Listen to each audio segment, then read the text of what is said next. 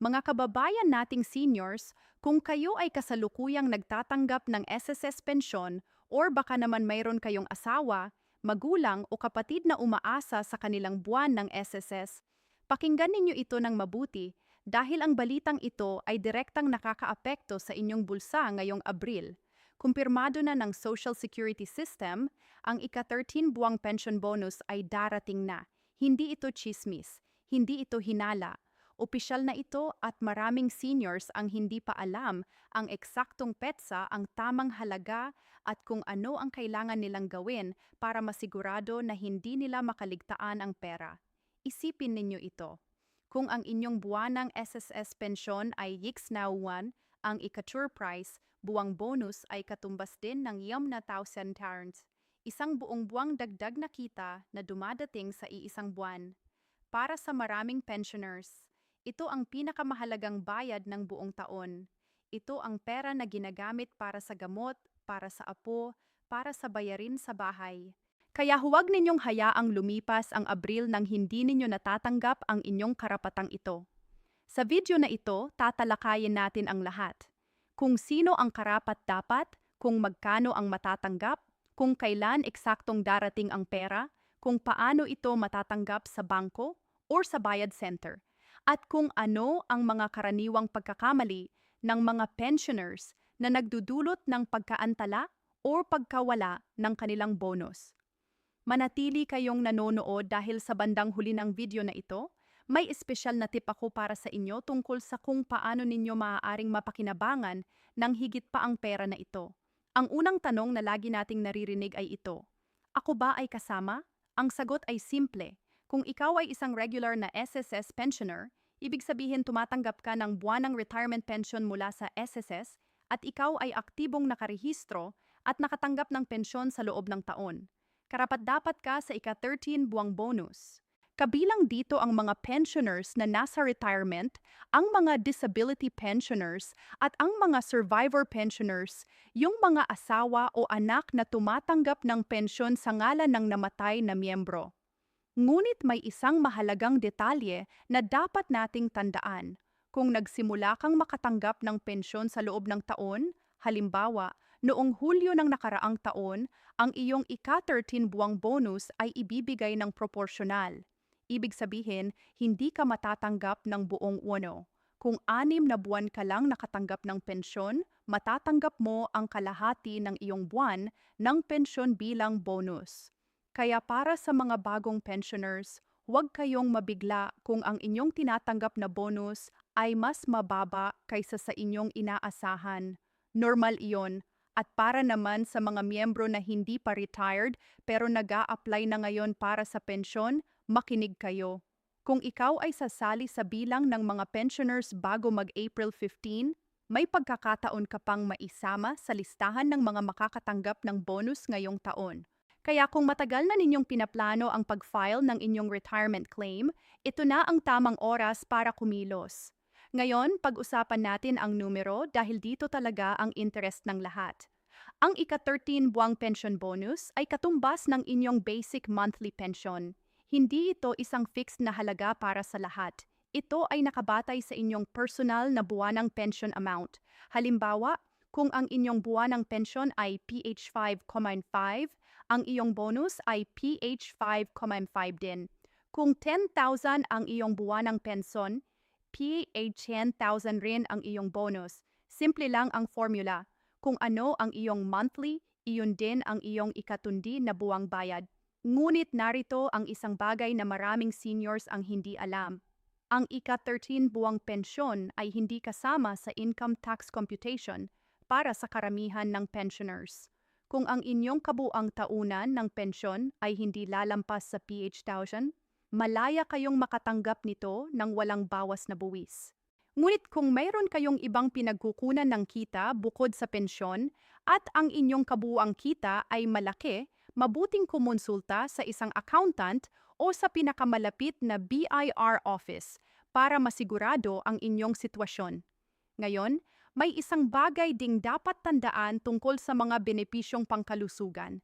Ang inyong PhilHealth contribution kung may bawas pa rin sa inyong pensyon, Para dito ay hindi binabawas sa ika-13 buwang bonus. Tumatanggap kayo ng buong halaga. Walang pinuputol na PhilHealth para sa bonus na ito. Iyan ay magandang balita para sa lahat ng pensioners. Ngayon ang tanong na pinakamahalaga sa lahat ng seniors. Kailan? Ayon sa SSS, ang ika-13 buwang pensyon para sa taong ito ay ilalabas simula sa ikalawang linggo ng Abril at hanggang katapusan ng buwan. Ngunit ang eksaktong petsa ng inyong pagbabayad ay nakasalalay sa inyong payment schedule. Ang SSS ay gumagamit ng sistema ng staggered release. Ibig sabihin, hindi lahat ng pensioners ay matatanggap ng pera sa iisang araw. Ang inyong release date ay kadalasang nakabatay sa huling dalawang numero ng inyong SSS number. Kung ang inyong SSS number ay nagtatapos sa 102, ikaw ay kabilang sa unang batch ng magtatanggap. Kung ang huling numero ay 9 o 0, ikaw ay nasa bandang huli ng buwan. Kaya huwag kayong mag-alala kung hindi pa dumadating ang pera sa ika-is o ikalawang linggo. Normal iyan, depende sa inyong account number. Para sa mga tumatanggap ng pensyon sa pamamagitan ng MediCard or ng SSS-affiliated na bangko tulad ng Land Bank, BDO o Metrobank, ang pera ay direktang ide-deposit sa inyong account. Kailangan ninyong tiyaking aktibo ang inyong account at walang dormant status. Ito ay isa sa pinakakaraniwang dahilan ng pagkaantala. Ang account ng pensioner ay naging dormant dahil wala itong transaksyon sa loob ng mahabang panahon. Kung hindi kayo sigurado, pumunta sa inyong bangko ngayon at itanong kung aktibo pa ang inyong account. Para naman sa mga tumatanggap sa pamamagitan ng mga bayad centers tulad ng M-Wheeler, Cebuana Wheeler o Western Union, ang inyong claim slip or confirmation ay kadalasang ipapadala sa inyong rehistradong address o available sa online SSS portal. Siguraduhing updated ang inyong address sa SSS records. Mayroon akong ilang mahahalagang babala para sa inyo at pakinggan ito ng mabuti. Ang unang malaking pagkakamali na nagagawa ng mga pensioners ay ang hindi pag-update ng kanilang contact information. Sa SSS, kung ang inyong numero sa telepono, address or email ay hindi na tama sa SSS records, maaaring hindi kayo makatanggap ng notification na darating na ang inyong bonus o masama pa, maaaring maantala ang inyong bayad. Pumunta sa pinakamalapit na SSS branch o gamitin ang MySS online portal para i-update ang inyong impormasyon ngayon na bago mag-Abril. Ang pangalawang pagkakamali ay ang hindi pagsusuri ng inyong pension amount.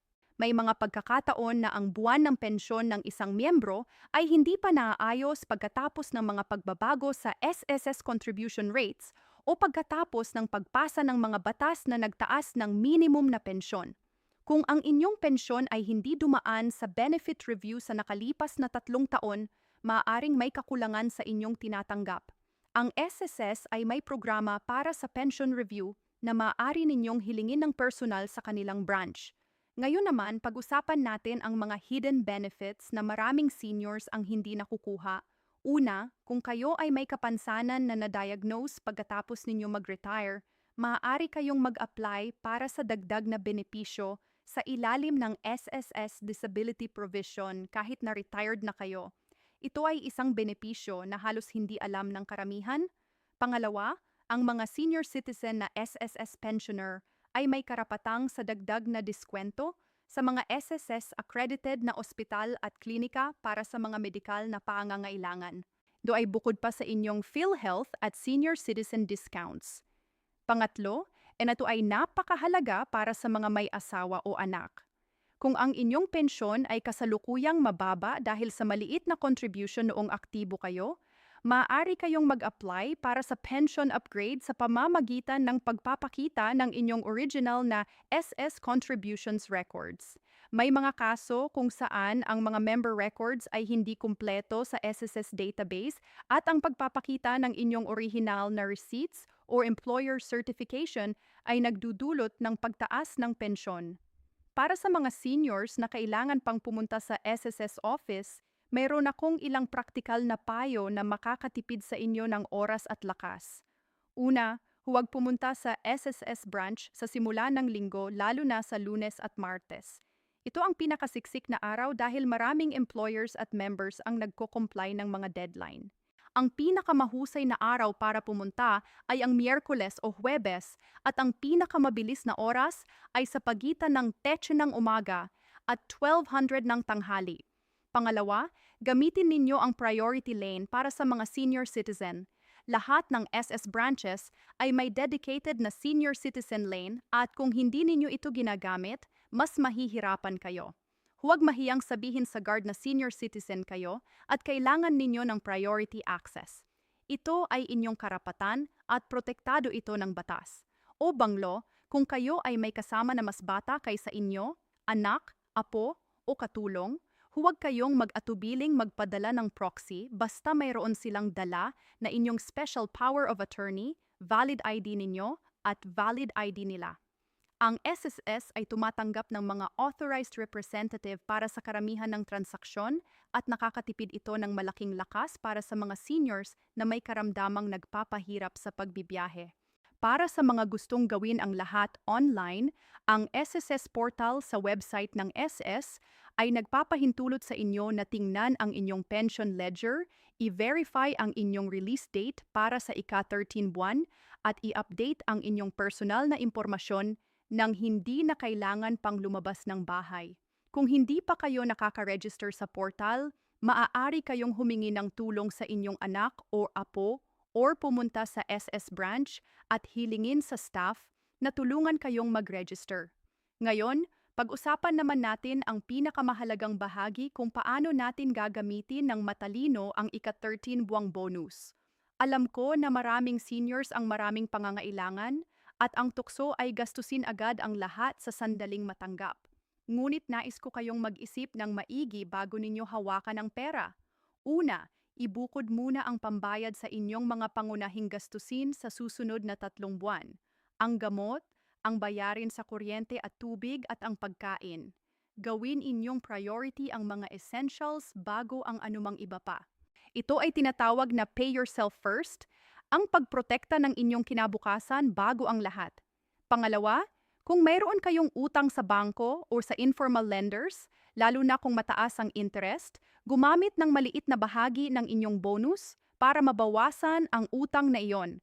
PH, na binabayad sa principal ng isang high-interest na utang, ay nagsisave sa inyo ng marami pang piso sa hinaharap. Pangatlo, at ito ang payo ko na pinaka-espesyal para sa lahat ng seniors dito. Kung mayroon kayong apo o anak na nag-aaral, isaalang-alang na itabi ang kahit isang maliit na bahagi ng bonus para sa kanilang pag-aaral.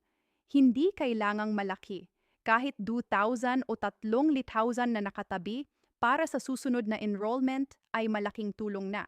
Ang edukasyon ng inyong mga mahal sa buhay ay ang pinakamainam na pamana na maaari ninyong ibigay. Mga mahal na seniors, ang ika-13 buwang bonus na ito ay hindi regalo. Ito ay isang benepisyo na inyong kinita sa mga taon ng inyong pagtatrabaho at pagbabayad ng contributions sa SSS. Kayo ay nagbayad ng inyong obligasyon noong nasa trabaho pa kayo at ngayon inihahatid ng SSS ang pangako nito sa inyo. Kaya huwag kayong mahiyang kunin ang bawat sentimo ng inyong karapatan. Ibahagi ninyo ang video na ito sa inyong mga kaibigan at kamag-anak na seniors. Maraming pensioners ang hindi updated sa mga bagong impormasyon at baka mayroon silang tanong tungkol sa kanilang bonus na masasagot ng video na ito. Ang pagtulong sa isa't isa ay ang pinakamainam na bagay na magagawa natin para sa ating mga kababayan. Salamat sa inyong pakikinig. Pag-ingatan ninyo ang inyong kalusugan at sana ang ika-13 buwang bonus na ito ay magdala ng kaunting kaginhawaan at saya sa inyong pamilya ngayong Abril hanggang sa susunod na video. Paalam.